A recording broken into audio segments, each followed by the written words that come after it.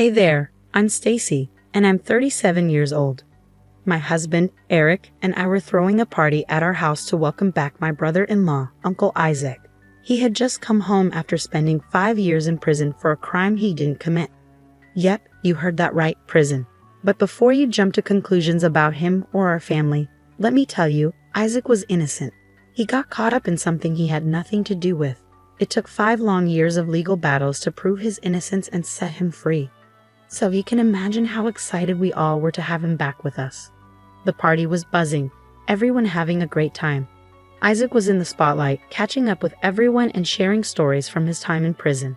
He had a special bond with my daughter, Wendy, who used to be really close to him before all this mess happened. Laughter and lively chats echoed through the house. The smell of yummy food filled the air as we all enjoyed a feast fit for royalty. It was a special time for our family, filled with happiness and togetherness, which made my heart feel warm. Once the party ended and everyone left, we were still buzzing with excitement. We were thankful to see Isaac back with us, alive, happy, and healthy after his unfair time in prison. Life went back to normal, and it felt like the drama in our family had calmed down, at least for a little while. But sadly, that happy feeling didn't last long. A couple of days after the party, I was sitting in the living room, lost in a book, when Wendy burst in looking scared and angry. I quickly put my book down and went to her side, worried about what had happened. "Wendy, what's the matter? You look really scared. Tell me what's going on," I said, my voice filled with worry. Tears were rolling down Wendy's cheeks as she struggled to catch her breath. "Mom, I found something. A camera. Hidden in one of my plants." My heart raced and I felt a surge of fear. A hidden camera in my daughter's room. It made my blood boil. But I had to stay calm for Wendy. We hurried to her room, my mind racing with questions. And there it was, tucked away among the leaves of her favorite plant. A tiny camera, invading her privacy. How long had it been there? I felt a mix of disgust, fear, and anger rising inside me. I wasted no time and called Eric right away, my voice shaky with a mix of feelings as I shared the shocking news. "Eric, you won't believe what I just found out. There's a hidden camera in Wendy's room. We need to act fast." Eric sounded both concerned and furious. "I'm coming over, Stacy. We're not going to let this slide. Our daughter deserves her privacy, and whoever did this will pay for it." While we waited for Eric, Wendy clung to me, her tears soaking my shirt. She blamed herself for not noticing the camera sooner, but I assured her it wasn't her fault. I promised to support her through this unsettling situation. When Eric arrived, his eyes reflected our emotions, anger barely contained beneath a calm surface. We carefully examined the camera, searching for any clues that could lead us to the person responsible. It was a betrayal of trust that hurt deeply, and we were determined to uncover the truth. The invasion of our safe space shattered the feeling of security we had worked so hard to build for our family. We needed to take action quickly, not only to protect our daughter, but also to restore our peace of mind. If there was one hidden camera in Wendy's room, who knew how many more might be lurking elsewhere in our home? "Don't worry, Wendy. We won't stop until we find out who did this," I reassured her. "Thanks, Mom. Can I please nap in the guest room?" "I don't feel comfortable in mine right now, and I'm really tired," Wendy asked. "Of course, sweetheart. You do what you need to feel safe." "I'm so sorry this happened," I replied gently. Wendy headed to the guest room, likely wanting some time alone after her privacy had been violated. I couldn't shake off the feeling of malice. Who could do something like this? We decided to review the footage, gather any evidence we could find, and involve the authorities if necessary. Nobody messes with our family like this. Though I was shaken, I found comfort in knowing Eric and I were on the same page. We sat together in the quiet of our living room, the seriousness of the situation weighing heavily on us. Our minds raced, trying to figure out who could have planted the camera in Wendy's room. As we talked it through, one name kept coming up: Isaac. I broached the subject carefully, trying to keep my voice steady. The timing is hard to ignore. The camera was likely planted during the family gathering, and who had the opportunity? Isaac. "Stacy, you can't seriously think Isaac would do something like this. Yes, he's had his problems, but he's not a creep. He's my brother, for crying out loud," Eric protested. I understood Eric's reaction completely. Family bonds are strong, and suspecting a relative of such a violation feels almost unthinkable. But I couldn't ignore the clues that seemed to point towards Isaac's involvement during the family gathering. Gathering my thoughts, I spoke softly but firmly. Eric, I know it's tough to consider, but we have to face reality. Isaac spent a lot of time with Wendy at the gathering, which suggests he may have had some interest in her. Plus, he just got out of prison. People change, and their experiences can influence their actions. Our priority is to protect our daughter, even if it means questioning those closest to us. Eric looked weighed down by the situation, torn between loyalty and the evidence. Eventually, he nodded slowly, his voice filled with a mix of resignation and discomfort. I don't want to believe it, Stacy, but you're right. The timing and circumstances are hard to ignore. We have to find out the truth for Wendy's sake. The idea of confronting Isaac about the betrayal weighed heavily on our minds, but we knew it was necessary. The safety of our home and our daughter depended on it. As we brace ourselves for the tough conversation ahead, we promised to approach it with care and empathy. Finding the truth was crucial not just for our own peace, but to protect Wendy from any further harm. Days passed, and Eric struggled with conflicting feelings, loyalty to his brother versus the nagging suspicion in the back of his mind. The tension strained our relationship with Isaac and cast a shadow over our family as we grappled with uncertainty. A plan started to take shape in my mind. Risky, but it felt necessary to catch the culprit. I shared my idea with Eric, suggesting that hosting another family gathering could be the key to uncovering the truth. Think about it, Eric. Whoever planted that camera might try to retrieve it during another family event. This gathering, meant for bringing us together, could give us the chance to catch them in the act. Eric hesitated, still torn between his loyalty to his brother and the need to uncover the truth. But as I explained the urgency of our situation, he eventually agreed that we had to explore every option before getting the authorities involved. It was a tough choice, but necessary to protect our family and regain our sense of safety. I called Tina, Isaac's wife, to propose the idea of another family gathering. Hey Tina, we were thinking of having another family get-together. Are you and Isaac free to join us? Tina's response was surprisingly enthusiastic. She eagerly accepted, expressing her excitement for another gathering. It struck me as a bit odd, since she was usually more reserved, but I brushed it off, thinking she was just happy for family time. With the plans in motion, Eric and I focused on getting everything ready. Our home buzzed with anticipation and tension. We checked every corner for signs of intrusion, aiming to create a sense of normalcy while secretly preparing to catch the culprit.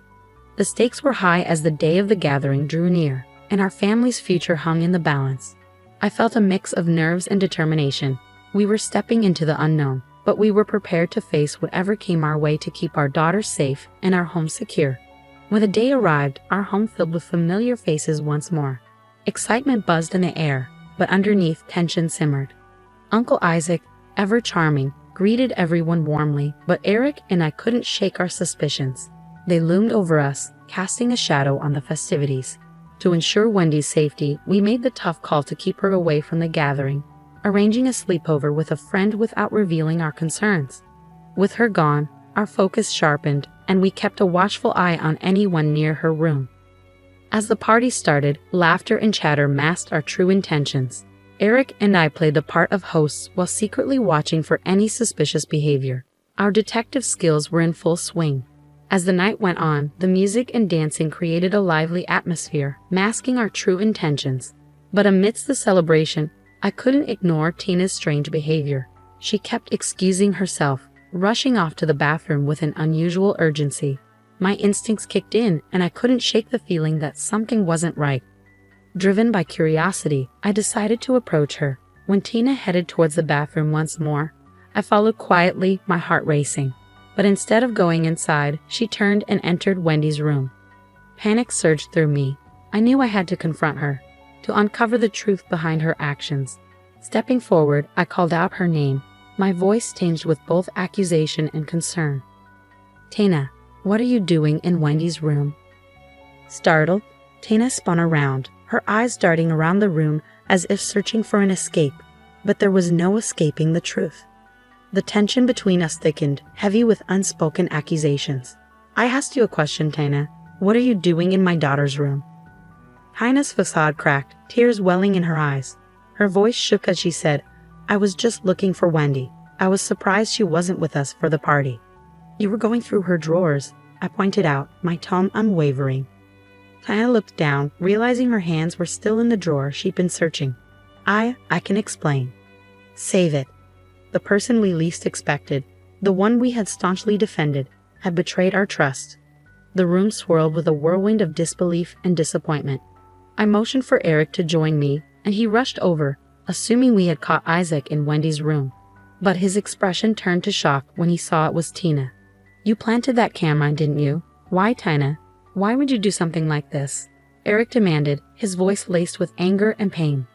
Without hesitation, Eric called Isaac over to Wendy's room, his tone firm and commanding. Isaac, sensing the urgency, quickly joined us, confusion written all over his face. As Isaac stepped into the room, his gaze fell on Tina, tears streaming down her cheeks.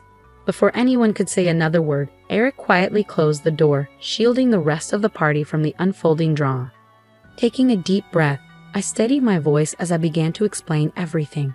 I recounted the shocking discovery of the camera in Wendy's room, the invasion of their privacy that had shattered their trust. My words hung heavy in the air, the truth weighing down the room. We planned this gathering, Isaac, to catch whoever planted the camera. And to be honest, we initially suspected you. Bro, I'm so sorry. I shouldn't have doubted you, especially after everything with prison. Eric interjected, his voice filled with regret. But it was mostly me who accused you, Isaac. I'm truly sorry. After finding Tina here, I realized you weren't involved. Isaac's brows furrowed, confusion clouding his expression as he looked between Stacy, Eric, and Tina. He turned to Tina, seeking answers. Tina, why were you in Wendy's room? What's going on? We caught Tina going through Wendy's things. She's the one who planted the camera. Now that everyone's here, Tina, you need to explain yourself. Why would you do something like this? Tina's eyes darted around the room, searching for support, but Isaac's shock mirrored the confusion in the room. He couldn't understand why Tina would do something so invasive, especially to her own family. Okay, you got me. Yes, I planted the camera in Wendy's room. I was just coming to take it back. We already know that. We caught you. We want to know why, Eric pressed. Because I'm jealous, okay, Tina blurted out. Tina's confession hung heavy in the air, exposing her jealousy for all to see. She admitted, with a mix of shame and frustration, that her actions were driven by envy towards Wendy. She had noticed Isaac and Wendy talking a lot during the last family gathering, and it sparked jealousy within her. She questioned what made Wendy so special, what drew Isaac's attention and affection towards her. Isaac felt the need to defend himself, his voice tinged with defensiveness and genuine concern.